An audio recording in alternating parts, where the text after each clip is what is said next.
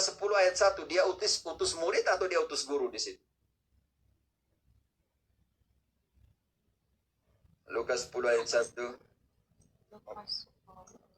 Rizka tahu? Oke, Rizka nggak apa-apa. Ayo deh. Indri, engkau siap Markus 3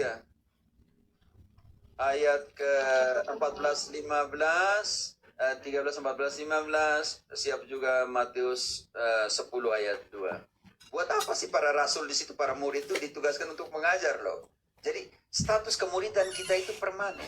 Jadi jangan pernah bilang saya sudah ajar, saya sudah guru. Jangan. Yesus bilang yang Yesus utus itu murid untuk mengajar. Oke, Friska. Kemudian daripada itu, Tuhan menunjuk 70 murid yang lain, lalu mengutus mereka berdua-dua mendahuluinya ke setiap kota dan tempat yang hendak dikunjunginya. Bayangkan, dia utus apa di situ, Friska? Mengutus 70 murid. Murid yang diutus untuk mengajar, bayangkan. Berarti status kemuridanmu tuh selamanya, engkau harus belajar terus. Murid disipul artinya yang duduk belajar, yang duduk mendengarkan. Persoalan kalau kita sudah anggap kita guru, kita tidak anggap orang lain lagi.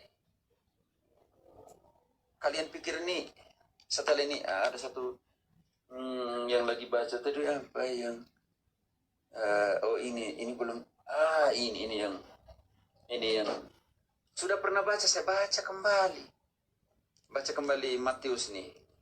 Yang sekarang konsentrasi di bab 20 sekarang. Jadi baca terus. Bosan di kitab suci, baca dulu buku lain. Yang ini, apa ini? Mengampuni untuk menyembuhkan, sembuh untuk mengampuni. Contoh dalam pengertian itu. Jadi belajar terus ya teman-teman. Makanya pertanyaan saya untuk para pewarta Katolik di Zoom, room, kalian belajar kapan? Saya lihat kalian buka terus room, tapi belajar kapan? Menjadi pertanyaan besar juga. Oke, sekarang buat apa di Matius 10 ayat 2? Indri. Dari ayat 1 lah kalau mau. Yesus memanggil ke-12 muridnya dan memberi kuasa kepada mereka untuk mengusir roh-roh jahat dan untuk melenyapkan segala penyakit dan segala kelemahan. Inilah nama ke-12 rasul itu. Oke, 12 Pertama rasul, Simon. langsung turun ke ayat 5. Ayat 4 murid rasul terakhir yang didaftarkan itu sekarang ayat 5. Ke-12 murid itu diutus oleh Yesus dan ia berpesan kepada mereka, janganlah kamu menyimpang ke jalan bangsa lain atau masuk ke dalam kota orang Samaria. Melainkan pergilah kepada domba-domba yang hilang dari umat Israel.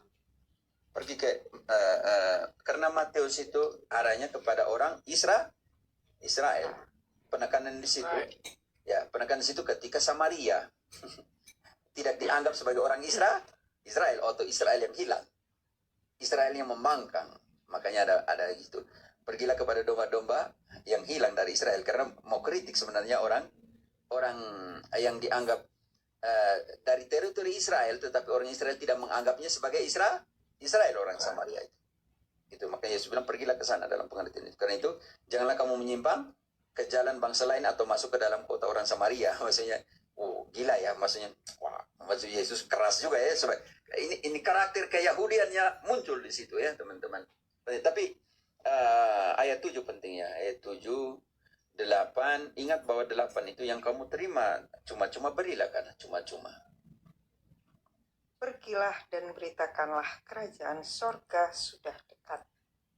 Sembuhkanlah orang sakit, bangkitkanlah orang mati, tahirkanlah orang kusta, usirlah setan-setan. Konsentrasi di sini, pewartaan gratis di sini.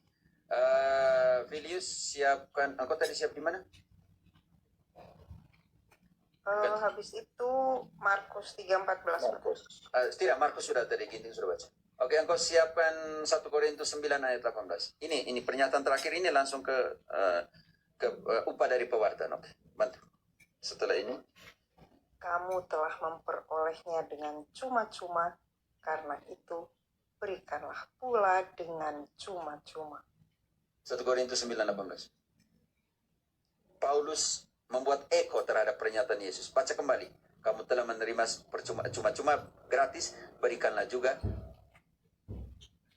Kamu telah memperolehnya dengan cuma-cuma, karena itu berikanlah pula dengan cuma-cuma. Kita buktikan Santo Paulus mengatakan apa dalam pewartaannya. 1, silakan tulis. Kalau demikian, apakah upahku?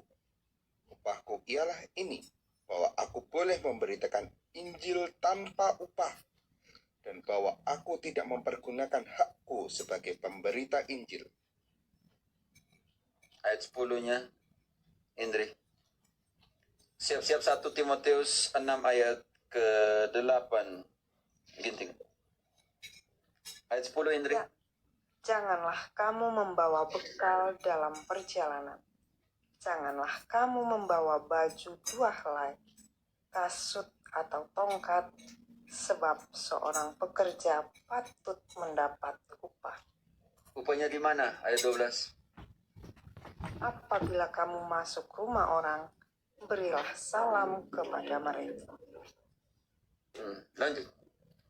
Jika mereka layak menerimanya, salammu itu turun ke atasnya. Ayat 9. Jangan bawa apa?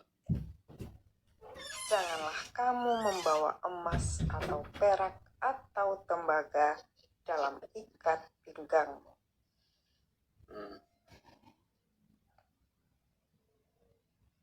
Apa sih upahnya? Cukup ada apa sih? Rizka. 1 Timotius 6 ayat 8. Asal ada makanan dan pakaian, cukuplah. Jangan bawa bakar. Jangan bawa semuanya.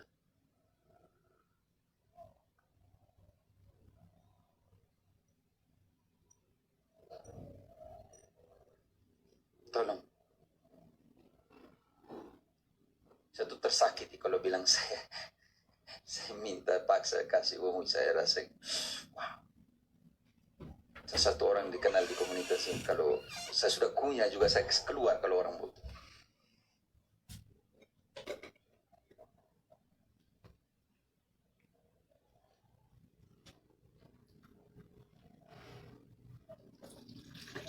Oke, dalam pengertian, jadi cukup ada makanan dan cukup ada pakaian. Ginting.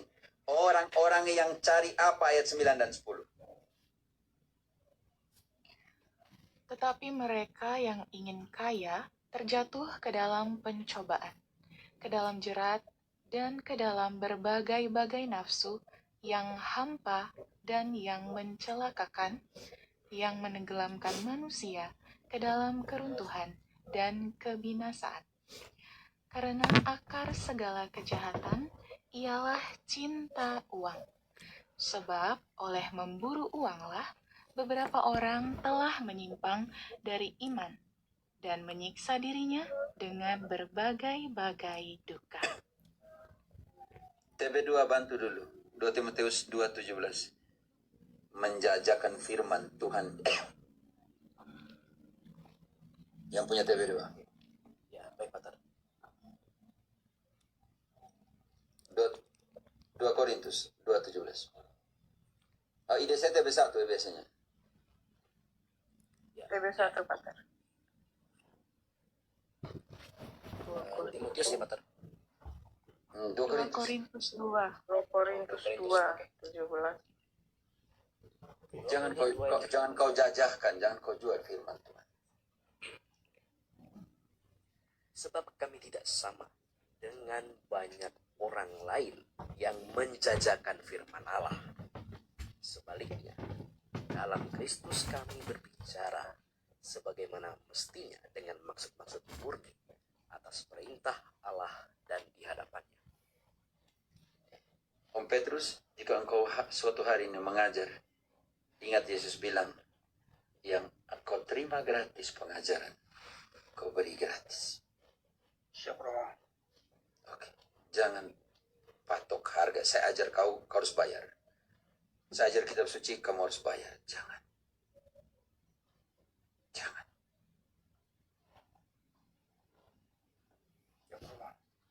hari nanti kalau engkau mendapatkan sesuatu, ingat begitu banyak orang miskin. Paulus saja bekerja supaya bisa bantu orang lain. Kisah 20 ayat 33. Terserah mau TB mana ini.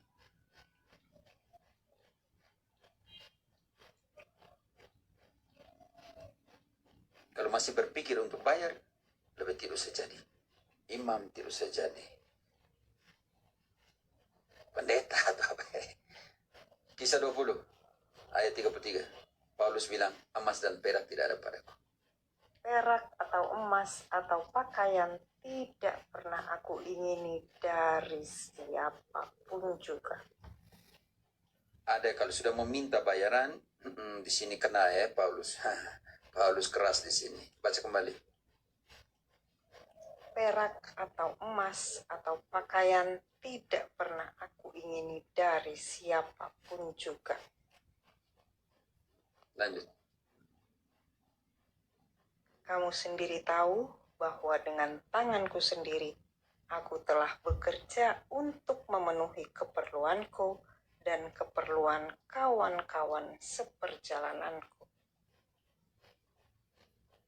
Dalam segala sesuatu telah kuberikan contoh kepada kamu bahwa dengan bekerja demikian kita harus membantu orang-orang yang lemah dan harus mengingat perkataan Tuhan Yesus. Sebab ia sendiri telah mengatakan, adalah lebih berbahagia memberi daripada menerima. Siapakah kamu di sini? Mau tahu? Sudah. Ini tahan dulu. Siapakah kamu di sini? Mau tahu? Teman-teman. Nasihat Paulus untuk uskup. Baca dari ayat 28. Karena itu jagalah dirimu dan Pendilik nanti diganti dengan uskup, oke? Iya betul. Karena itu jagalah dirimu dan jagalah seluruh kawanan. Karena kamulah yang ditetapkan Roh Kudus menjadi uskup untuk menggembalakan gereja Allah yang diperolehnya dengan darah anaknya sendiri. Lanjut. Kenapa Bapak Uskup? Kenapa Bapak Uskup tidak bisa relativisme di sini? Baca ayat selanjutnya. Aku tahu bahwa sesudah aku pergi, serigala-serigala yang ganas akan masuk ke tengah-tengah kamu dan tidak akan menyayangkan kawanan itu. Tahan dulu Indri. Serigala. Kita harus tahu serigala itu siapa, Filius. Serigala itu apa? Matius 7 ayat 15. Siapakah serigala yang ganas, yang buas itu? Waspadalah terhadap nabi-nabi palsu yang datang kepadamu dengan menyamar seperti domba. Tetapi sesungguhnya mereka adalah serigala yang buas. Dari buahnya lah kamu akan mengenal mereka. Dapatkah orang memetik buah? Sudah. Siapakah serigala yang buas tadi, Indri? Nabi-nabi palsu. Palsu. Lanjut. Nasihat Paulus untuk para uskup. Bahkan dari antara kamu sendiri akan muncul beberapa orang yang dengan ajaran palsu mereka berusaha menarik murid-murid dari jalan yang benar dan supaya mengikut mereka. Bapak Petrus, karena itu ajarlah baik-baik. Teruskan pengajaran kepada mereka. Supaya jangan ditarik dengan alasan perkawinan, dengan alasan apa, dengan alasan ini, dengan berusaha menarik orang-orang dari kebenaran dan ikut di jalan mereka. Itu tugas dari nabi-nabi palsu. Karena mengajarkan yang aneh-aneh itu. Bapak Uskup yang terkasih, kalau pesan ini ya maaf saya tidak bisa menasihat Bapak Uskup. Tolong siapkan imam-imam yang secara khusus, presbiter yang secara khusus mengajar. Friska 1 Timotius 5 ayat ke-17. Imam-imam yang mengajar, yang mendedikasikan hidupnya untuk mengajar dan mewartakan, mendapatkan bonifikasi, penghargaan 2 kali walaupun kami tidak pernah minta itu. Ada hak biblis di sini. 1 Timotius 5 ayat 17. Penetua dan presbiter. Oke.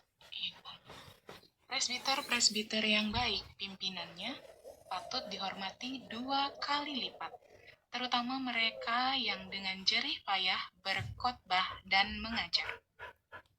Berapa rumah-rumah yang mengajar TikTok paksa kalian kasih mereka uang? Enggak ada. Walaupun secara biblis dia punya hak 2 kali kehormatan diberikan kepada mereka yang mengajar dan mewartakan sabda. Karena itu di situ tugas pokok dari presbiter apa di situ? Selain liturgis, mengajar dan mewartakan. Ada kok beberapa imam bilang, saya buat jembatan, tetapi engkau buat tembok. Tidak.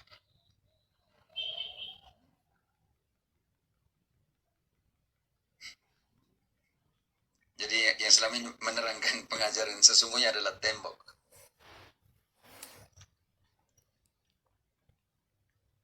Tapi herannya Romo kan, yang gue beritahu itu jadi dapat yang Katolik dia. Nah giliran aing dapatnya yang Muslim. Aduh, ini. Dampingi dia lah. Tapi tidak Jadi apa. dia yang dapat yang Kebenaran Katolik. itu membuat engkau jadi musuh. Galatia 4:16.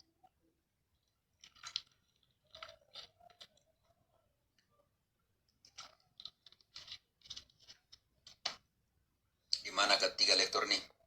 Ya. Oh, ini takut overlap. Apakah dengan mengatakan kebenaran kepadamu, aku telah menjadi musuh? Apakah dengan mengatakan yang benar saya buat tembok? Supaya orang jangan lewat?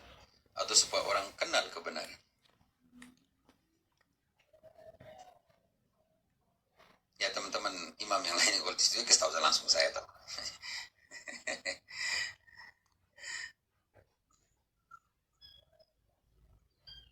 Bukan pertama kali saya ditantang dalam relativisme keimaman.